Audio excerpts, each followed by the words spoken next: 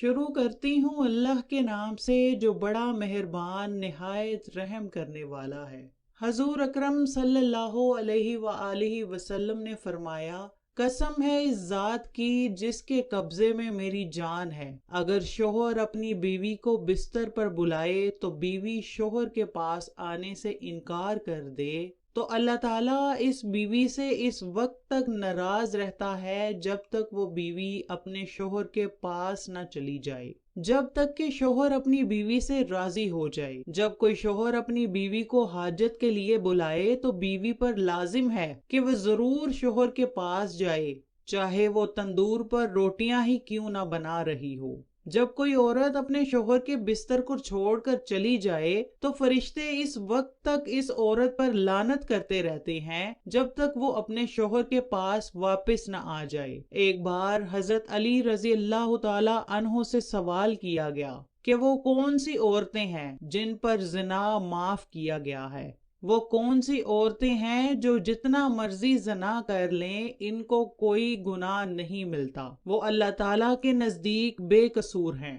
ایک دفعہ کا ذکر ہے کہ ایک عورت حضرت علی رضی اللہ تعالی عنہ کے دربار میں حاضر ہوئی، کہنے لگی، یا علی، آپ کو حضرت محمد صلی اللہ علیہ وآلہ وسلم نے علم کا دروازہ کہا ہے۔ یا علی، میں آپ سے ایک سوال پوچھنے کے لیے آئی ہوں۔ آپ نے فرمایا، پوچھو، کیا پوچھنا چاہتی ہو؟ عورت نے عرض کی، اے علی، میں ایک شخص سے پیار کرتی ہوں، وہ بھی مجھ سے پیار کرتا ہے۔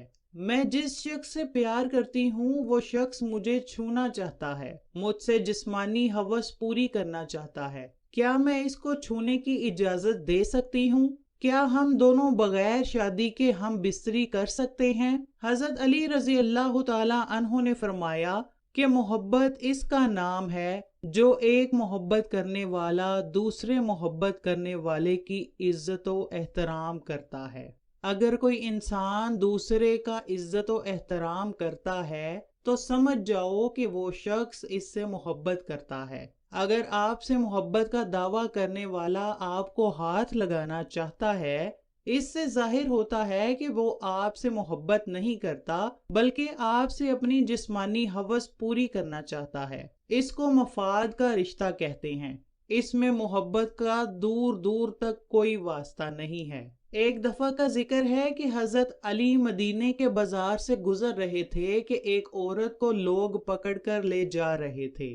حضرت علی رضی اللہ تعالی عنہ نے ان لوگوں سے پوچھا کہ اس عورت کو اس طرح سے کیوں لے کر جا رہے ہو؟ ان لوگوں نے جواب دیا کہ اس عورت نے زنا کیا ہے، اس لیے حضرت عمر فاروق نے اس عورت کو سنسار کرنے کا حکم دیا ہے۔ جب لوگوں نے یہ بات کہی تو حضرت علی نے ان لوگوں سے اس عورت کو چھین لیا۔ حضرت علی نے ان لوگوں کو فرمایا کہ تم یہاں سے چلے جاؤ، اس عورت کو کوئی بھی سنسار نہیں کر سکتا۔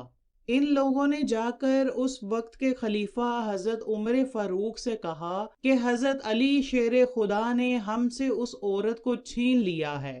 انہوں نے سارا قصہ سنا دیا۔ قصہ سننے کے بعد حضرت عمر فاروق نے سوچا کہ اگر مولا علی رضی اللہ تعالی عنہ نے ایسا کیا ہے تو اس میں کوئی نہ کوئی راز پوشیدہ ہوگا۔ حضرت علی کو اللہ کے رسول نے علم کا دروازہ کہا ہے۔ حضرت عمر فاروق نے سوچا کہ اس میں ضرور کوئی نہ کوئی وجہ ہوگی۔ حضرت عمر فاروق نے اپنے ایک غلام کو حضرت علی کے پاس بھیجا کہ حضرت علی کو بلا کر لاؤ۔ جب حضرت علی آئے تو حضرت عمر نے فرمایا، اے علی، آپ نے ایک زانی عورت کو سنسار ہونے سے کیوں روک دیا؟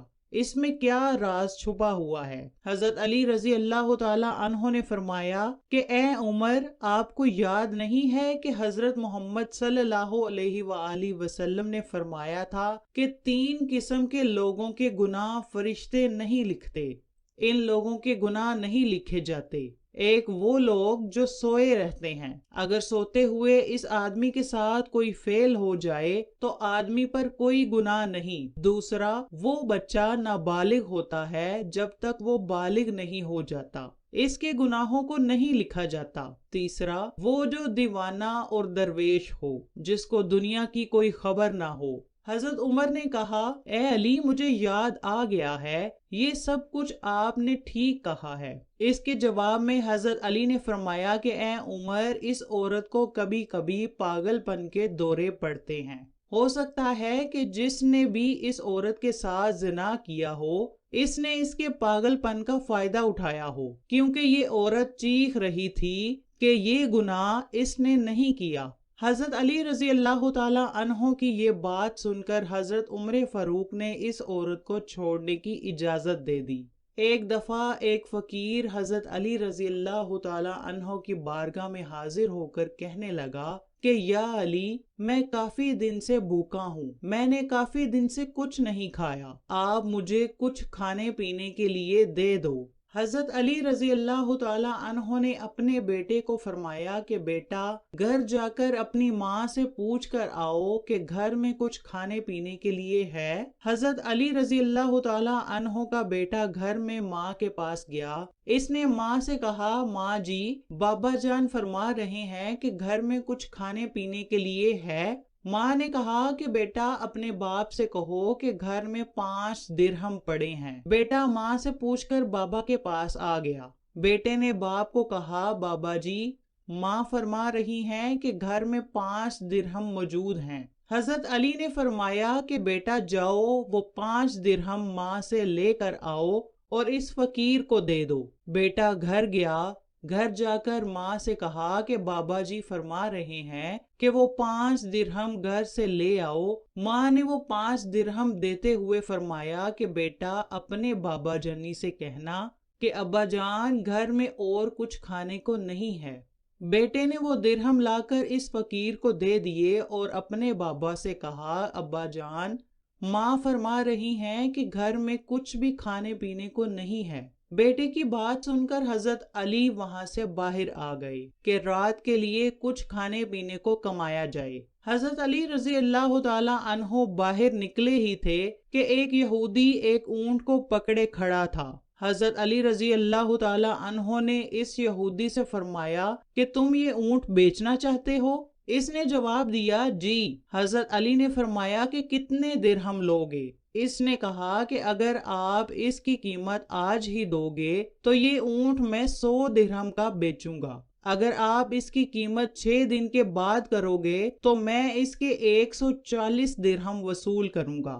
حضرت علی نے فرمایا کہ آج تو مجھ سے اس کی قیمت ادا نہیں ہو سکتی، اس لیے آپ مجھے یہ اونٹ 140 درہم میں ہی دے دو۔ حضرت علی رضی اللہ تعالی عنہ اس اونٹ کو پکڑ کر بازار کا رخ کرتے ہیں تاکہ اونٹ کو بازار میں فروخت کر کے رات کے کھانے کے لیے کوئی بندوبست کیا جائے۔ جب اونٹ کو لے کر بازار میں داخل ہوتے ہیں، اونٹ بہت ہی خوبصورت تھا، اس کو دیکھ کر بے شمار اونٹ کے گاہک اکٹھے ہو جاتے ہیں۔ حضرت علی کا سودا ایک گاہک سے 200 درہم کا ہو جاتا ہے۔ حضرت علی اس شخص کو اونٹ دے کر 200 درہم لے لیتے ہیں۔ حضرت علی سوچتے ہیں کہ واپسی پر اس بندے کو اونٹ کے پیسے دے کر ہی گھر جانا بہتر ہوگا۔ آپ رضی اللہ تعالی عنہ اس بندے کے پاس چلے جاتے ہیں۔ آپ اس بندے کو 140 درہم دیتے ہیں، پر وہ یہودی کہتا ہے کہ اے علی، میں نے کہا تھا کہ اگر آپ آج ہی اس کی قیمت ادا کریں گے تو میں اس کے 100 درہم وصول کروں گا۔ آپ نے اس کی قیمت آج ہی وصول کر دی ہے، اس لیے میں اس کے 140 درہم نہیں بلکہ 100 درہم ہی لوں گا۔ حضرت علی رضی اللہ تعالی عنہ اس آدمی کو اونٹ کی قیمت دے کر واپس گھر آتے ہیں۔ حضرت علی کی بیوی حضرت فاطمہ یہ دیکھ کر حیرت زدہ ہو جاتی ہیں۔ وہ کہتی ہیں کہ گھر میں تو 5 درہم تھے جو آپ کے کہنے پر اس فقیر کو دے دیے گئے تھے، لیکن اب یہ درہم کہاں سے لے کر آ گئے ہیں؟ حضرت علی فرمانے لگے، رزق انسان کو اس طرح تلاش کرتا ہے جیسے موت مرنے والے کو تلاش کرتی ہے۔